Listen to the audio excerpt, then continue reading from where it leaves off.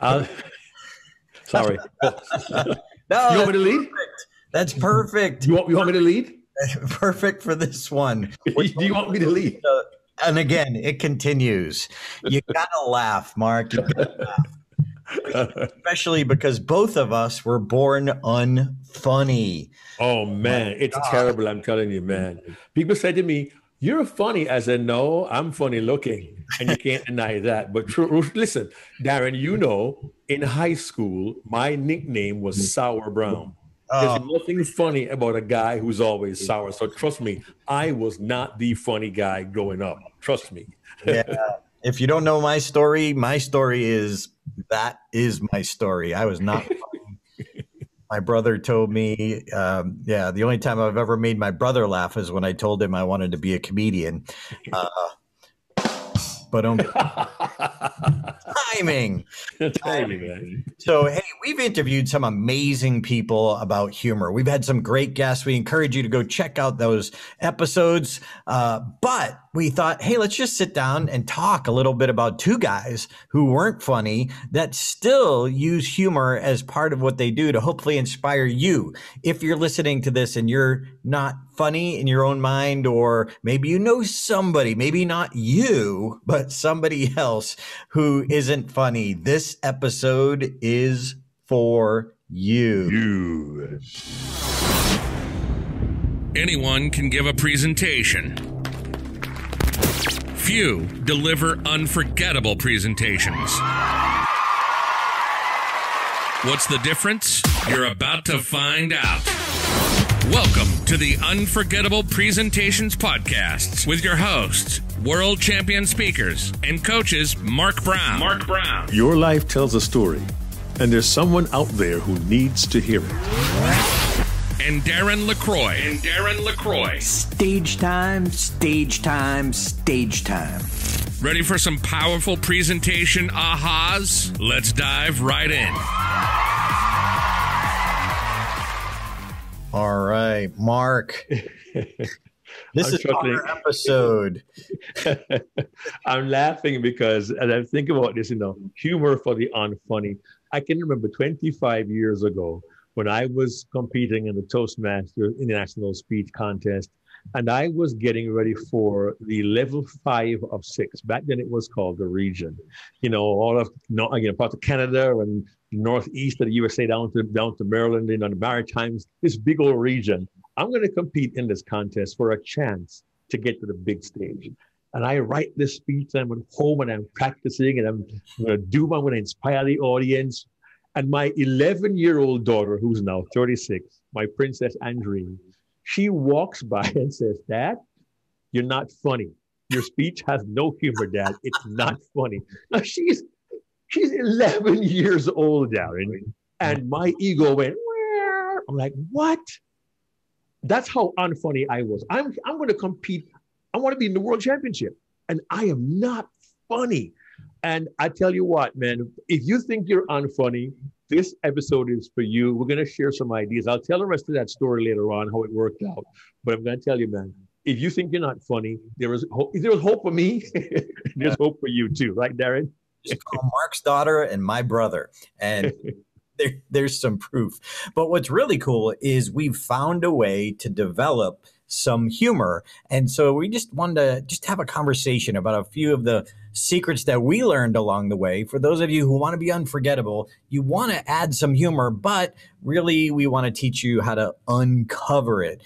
This came up because last week we have live coaching calls in Stage Time University. The third week of the month, we have the humor calls. So the humor buddies get together.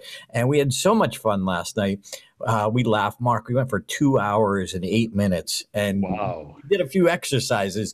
But we were preparing next week for the humor boot camp. So it's our 2-day event.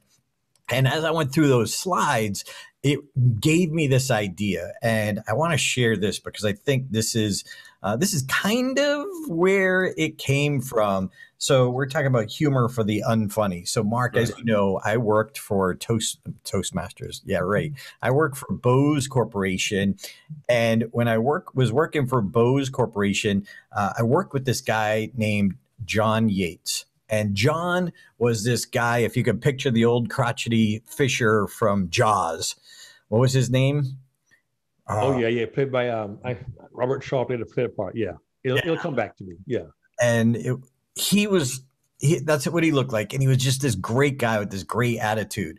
But I was working on writing the book Laugh and Get Rich, and I was starting to think about it. I realized here's a guy. Now we were selling the Bose Wave radio, and here's a guy who worked half the hours that I did, and he sold twice as much as everyone else in our department. So he works half as much, sells twice as much. And I'm like, what is your secret? So I was just asking him this question. And he said to me something that was brilliant that ended up getting right in the book. He said, the days I don't make people laugh are the same days I don't sell much either. And that was a big aha. He wasn't trying to make the sale. He was trying to just connect with people. So don't try to write jokes. Don't try too hard. Let the ideas come to you. Let friends and people who are funny give you ideas, but don't try too hard. My favorite quote, though, talking about the why that this matters, ego is one of the reasons, because I want to get laughs. It feels good to get laughs.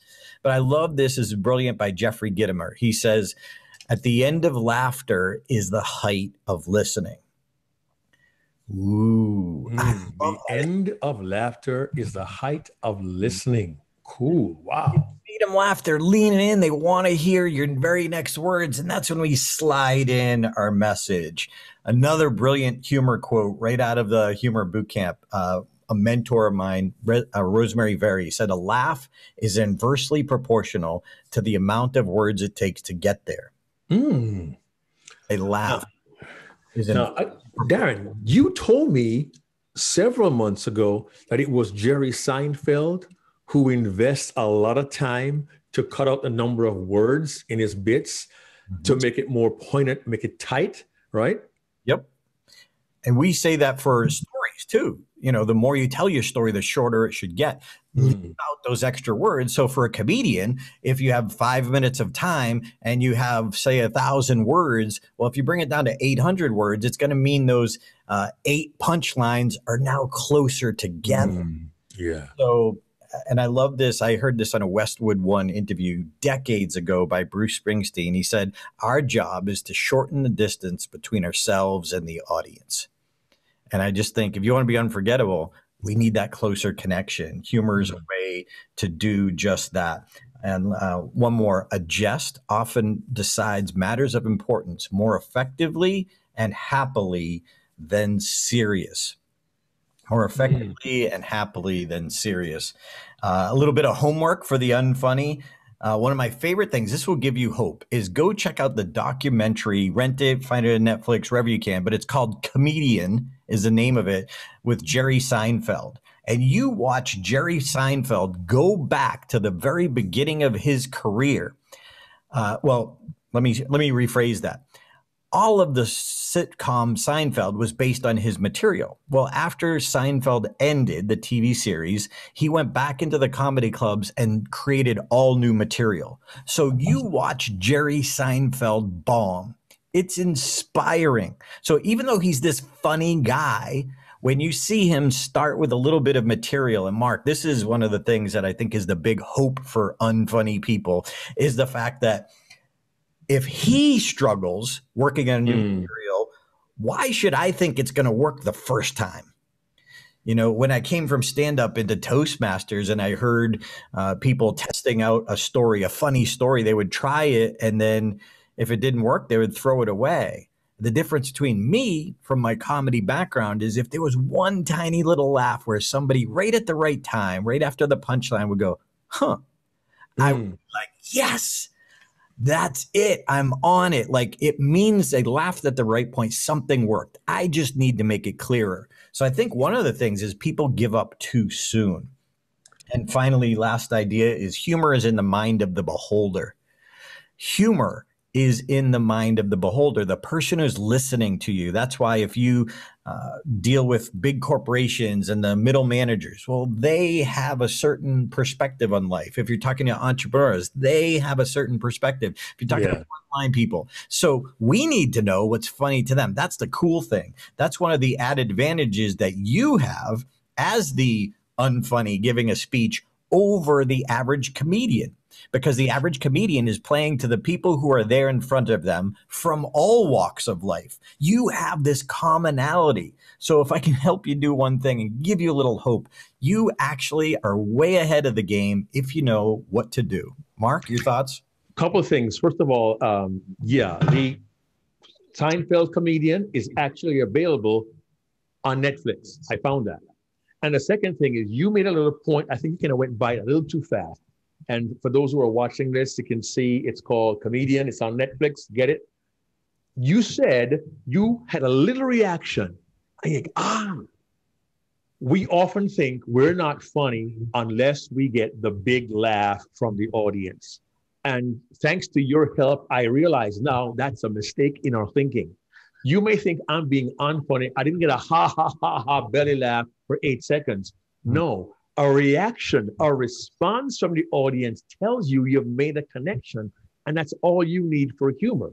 Darren, you and I have been coaching people for years now who want to become great speakers and contest winners. And they say, Darren, Mark, I need to add humor. People aren't laughing enough. I did some research. You need to get a laugh every 1.2519786 minutes. I'm like, whoa. Don't be so formulaic. You want to give the audience an experience. If they chuckle, it means you got to them. If they laugh out loud, great. But your whole goal isn't just to get the laugh, it's to make the connection and leave a message. So within the context of a presentation, humor done well doesn't have to be up, rip, roaring, 8 seconds of laughter. It has just to be a response and a reaction that said, hey, that was humorous. I like that. I get that. I connect with you and I appreciate it. So please, please, please, you may think that not getting big laughs makes you unfunny. Not so. You simply want to connect and get a response from your audience. It's a process. Yeah. You know, it's truly a process. And Mark, a lot of people who've, let's just say they've never met us one-on-one, they've never listened to any program, they sit in our audience, we use our best material, we get the big laughs, we walk off stage and they think we're funny. That's true. And it's not, they're like, oh, you're so funny. No, you're seeing me with a script that works, that I've tested, and now I know it works. So now I have confidence, which increases my own delivery, which is important. Your delivery's got to be there. So at the beginning, when I would test out the jokes, it would be like, does that work? You know, my delivery is like, and then if it did work, oh, that did kind of have that, that landed somehow. So I think just knowing it's a process. We go through the process. When you see us on stage, just like a comedian at a comedy club, you're not seeing them testing new material. When you're at a comedy club and they're paying, they're working on their best stuff. And maybe they test a little bit right in between, but you don't know where it is. And if it doesn't work, they then go to something that's tried and true. Just like my buddy, my comedy mentor, Dave Fitzgerald, when he was going to be on Caroline's Comedy Hour or on Evening at the Improv. Well, he would go all week to 2 or 3 comedy clubs in LA, if he was in LA, or in Boston, if he was in Boston, testing those 5 minutes to tweak it, to see if there's just, well, maybe I need to raise my eyebrow right when I deliver that line, or change my facial expression. So there's these little tweaks. So it's like a laboratory, but we give up too soon for the unfunny. Realize that there's so much you can do, but don't give up too soon. Mark, one of the early strategies that I highly recommend, we talk about the quote, Jim Rohn's quote, you are the average of the 5 people you spend the most time with. And I remember early on when I was just getting started, I had some friends that were really funny. And I started a public access TV show to get camera time because I wanted to be an actor. This was long before I wanted to be a speaker. But what I did was I brought the funny people with me. I produced it so they would show up, and they have a producer now for this show. So I produced it. They were there and we made funny skits. And it's like I just put them in front of the camera, but I was around it. I was listening. I was seeing what was funny. And one of the guys was just brilliant. He was a great editor. I realized a lot from editing that a lot of humor comes from editing in commercials. And not only that, it's the same when you and I do this. Like you had a great, huge laugh that even shocked you in your world championship speech that you didn't even see coming, and you didn't even know what you were doing and why. Ironically, why you were. Yeah, why? That one word, why? Yeah, I was delivering a line about the Beauty and the Beast scene where the people attack the forest, attack the beast castle to get rid of him and to kill him. And I was questioning their motive with the word why. And in all my rehearsals, I had this poignant, reflective why. But in the delivery, and I didn't understand it then, in the delivery, on the spur of the moment, I changed my inflection. I changed my expression on my face. And I kind of like, why? And the audience busted out laughing because my inflection was different. And you said, Darren, sometimes just a raise of the eyebrow, just a change in your expression, just a shift in the way you say a word or a line changes the atmosphere, changes the mood. And in that particular case, it was like comic relief for a very tense situation. An angry mob is attacking somebody in his castle and he hadn't bothered anyone. Why are they doing this to him? It was like, why? Right? And the reaction was totally unexpected. But here's the cool thing. If you keep track of how your audience responds to what you say, you will get an aha. Wait, that's funny. I didn't realize it. And I bring it back to when my daughter said, Daddy, you aren't funny. And in my rehearsal, I threw what I thought was a really stupid, corny line into my rehearsal. And my 11-year-old girl said, Daddy, that's funny. You got to use it. I'm like, sweetie, that's a really stupid line. Daddy, it's funny. You got to use it. And against my better judgment, I put the line in my contest speech. I drove from New York to Maryland. I got on that stage. I gave the speech. I dropped the line, and I got a 13-second laugh. If you're on the Toastmaster, a speech is 7.5 minutes long maximum. And to expend 13 seconds of your time on a laugh, one you don't budget for, that is huge. All because I thought I was unfunny. I thought the line was corny, but in her wisdom, my 11-year-old princess Andrine saw humor in it and said, use it, and it worked.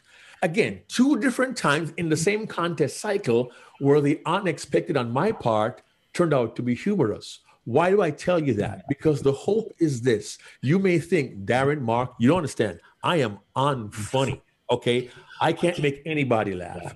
You never know what may seem to you, maybe just the one thing that makes somebody smile, makes them chuckle, or makes them rip roar and laugh out loud. Darren? Yeah, so I think one of the principles, just to distill it from what we're saying here, is ask for help. Like, you didn't ask her to give you that help, but she volunteered it anyway. But I think if we surround ourselves with funny people, if we ask our funny friends for help and insight, sometimes people want to help you, but they don't know what to do. You've got to give them some guidance. So if you're a Toastmaster, get around your funny Toastmaster friends, not all of them, and just ask them if they would take a look at your speech and, deliver it the way you deliver it. Now, everybody's got their own delivery style, and one person being funny one way isn't going to be the same way as another person being funny.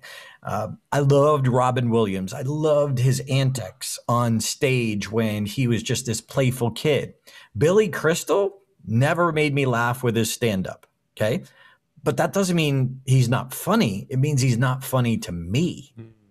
But in this movie City Slickers, he killed me. It's a different modality. It's a different thing. So what I'm saying is Billy Crystal couldn't deliver Robin Williams material, and Robin Williams couldn't deliver Billy Crystal material, or Stephen Wright. Stephen Wright was one of my other favorites from Boston. Deadpan humor.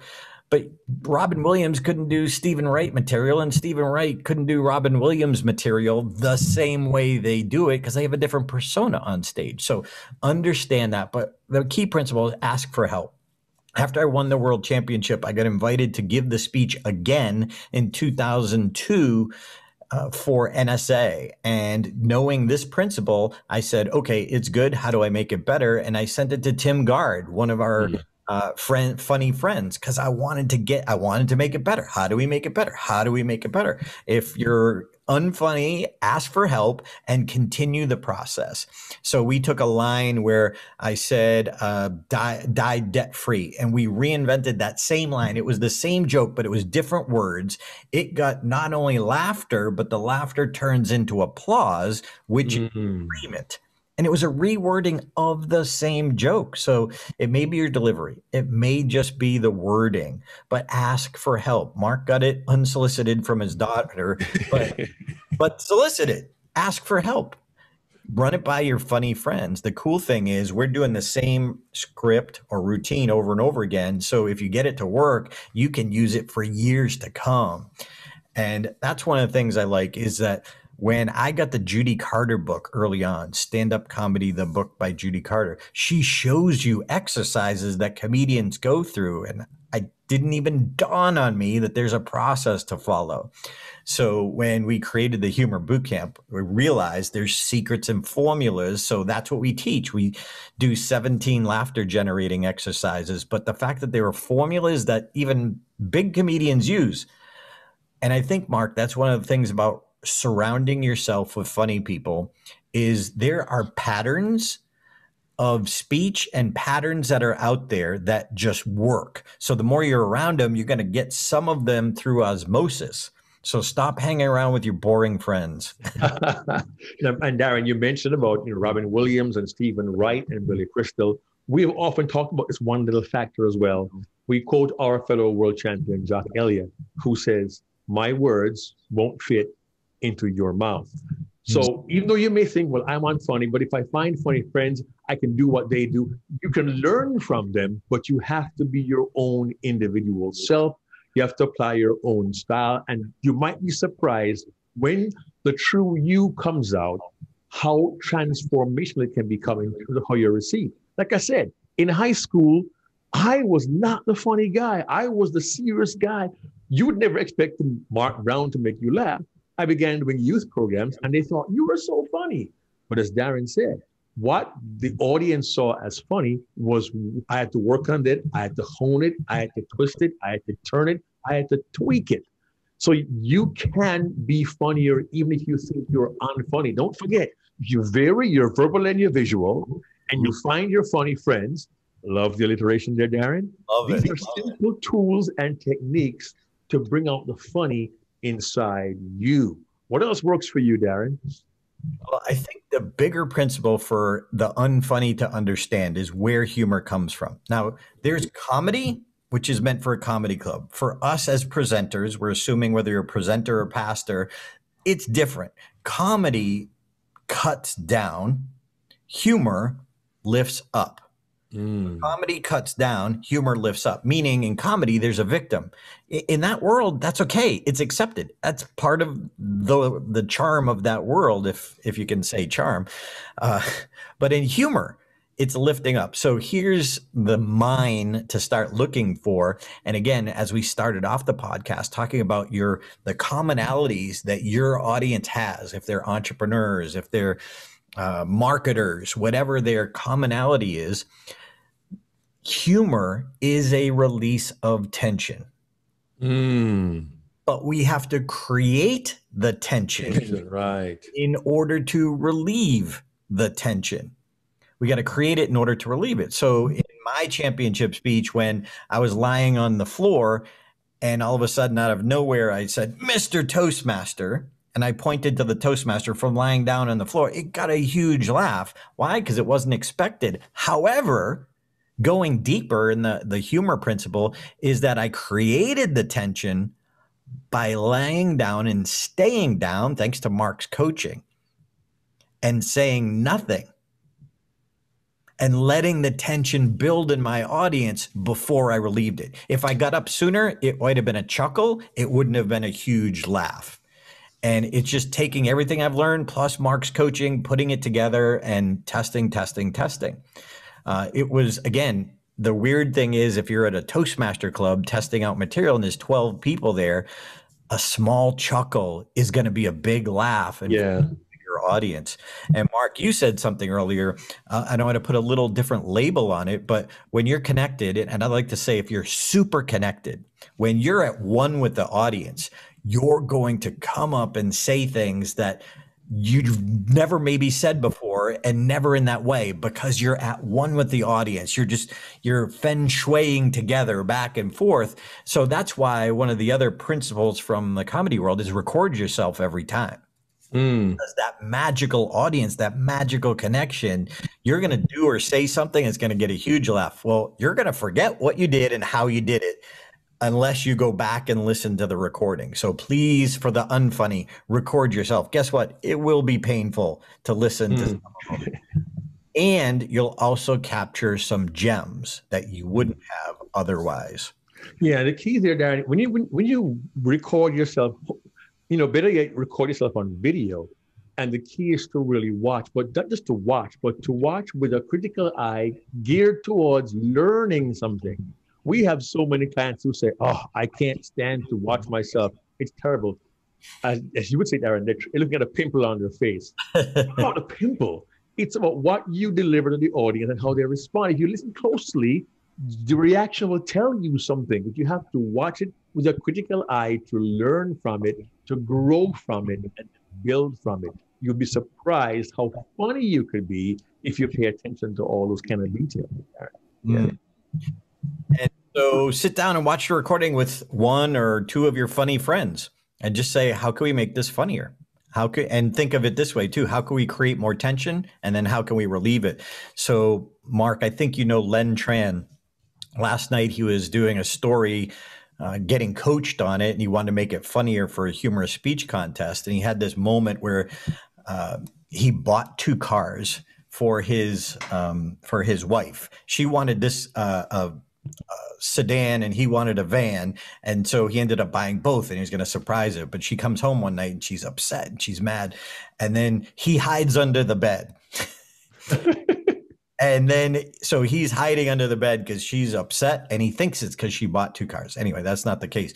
And she's like leaning over him and leaning down. And so there's this tension-filled moment. So I said, now this isn't necessarily the truth, but sometimes we got to let go of the truth and use the emotional truth. So it's not lying. But if she leans over him and looks down and he just says, "Oh, you're home." Okay? So just like that made you laugh. Like he was hiding, obviously. And so it creates the tension. We've got to create that tension, but that was a way to possibly relieve it. Yeah. He didn't see that, again, but that's why you almost need that outsider to help you see what you can't see yourself, because you're too close. You're too close. Yeah. I was going to, I like my little quotations to make me remember. You want to create and relieve tension. You said also about comedy, it kind of breaks down and humor lifts up. I wrote down, comedy denigrates, humor elevates, and I want to go back to that real quickly, but the idea of creating and relieving the tension, that concept, Darren, I think is something that if we understand how that really works, it generates the kind of humor that we expect. I didn't realize that when I did my why 25 years ago, I actually had built that tension. Here's the angry mom. They cut down trees, they get clubs and knives, and they have torches, and they're going to march through the forest, and they're going to attack the castle. Why? And all of a sudden, the audience, in that release of tension, that's where the laughter came. So if you have recorded yourself at some point in time, go back over those recordings, maybe your most recent one, and look for 2 things. 1, look for that spot. Maybe you got that one laugh, and see what created the laugh. And 2, if you did not, with what we have told you today, what we're telling you today, go back and say, I could have done something there that might have relieved some tension or might have caused a chuckle. Already you're ahead of the game in revising what you currently have to make the unfunny more funny when you understand how these principles can really help you. Right, Darren? Yeah, and think about it this way too. Humor is in the mind of the beholder. look for tension in order to relieve it. But what you're looking for your audience is what's the common tension and frustration. Mm-hmm. So when I'm going to so I just did a customer service keynote for a customer service, big convention conference, like 1,000 people. It's virtual, but I want to go and ask and interview people who are in that world. When I'm in for Wells Fargo, the Treasury Department, I'm presenting to them. I want to talk to 10 people ahead of time, but I want to ask them, and here's some of my secret questions.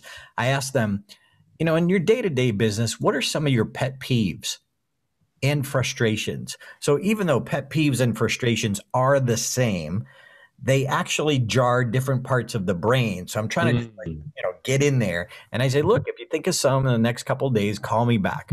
I read their newsletters and I'm looking for what's top of mind that is frustrating.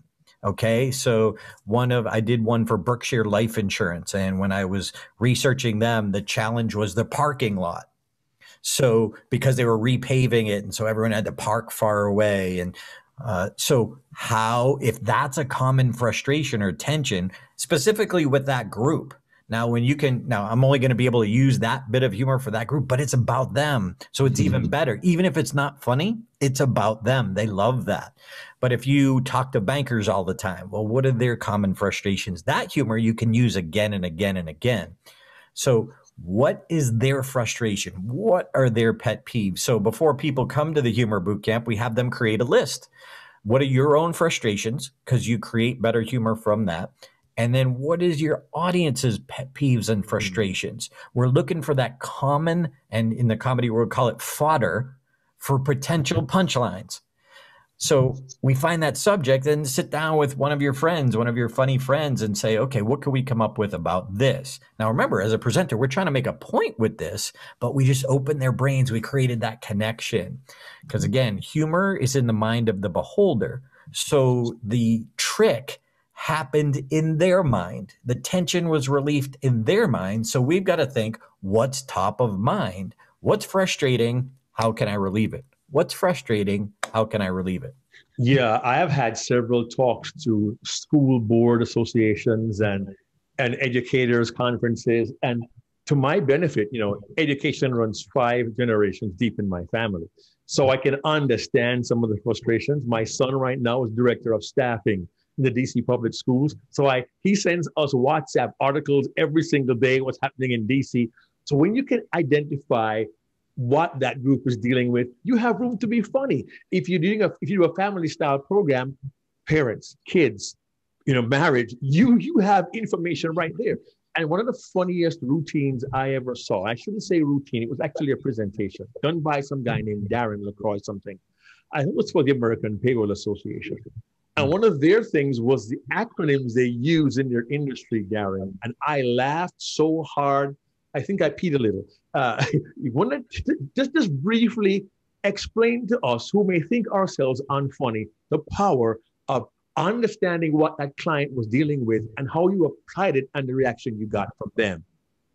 Well, acronyms is a common thing in the corporate or association market. So it's almost like I ask about them and I look at, do they have a lot of them? Is it overwhelming? If there's only 2 or 3, like in Toastmasters, we have some acronyms, but we wouldn't say it's overwhelming because it's not a big part of our business or our association. Like they're there, but it's not like, oh, I can't keep track. So the new person coming in might not understand it. But when you're in this situation, American Payroll Association, they had so many. And for the new person, it's overwhelming. So I kind of used that as my setup. And I created this routine and it just kept coming and flowing and flowing. And it was funny. Here's one of the keys. I had a comedy writer from Boston. I hired her to sit down with me and go through these list of acronyms to help me uncover some of the best lines. So I asked for help. Yeah. Nobody in that audience said, oh, I wonder if he wrote that one himself. They don't care. That's right. They just care that they're entertained. So Kevin Burke is a great coach that you could you could hire to help punch up your speech. I know Ford Sakes hired him to literally help punch up his. And the cool part is, if he punches up your speech that you do over and over again, those punchlines you can use again and again.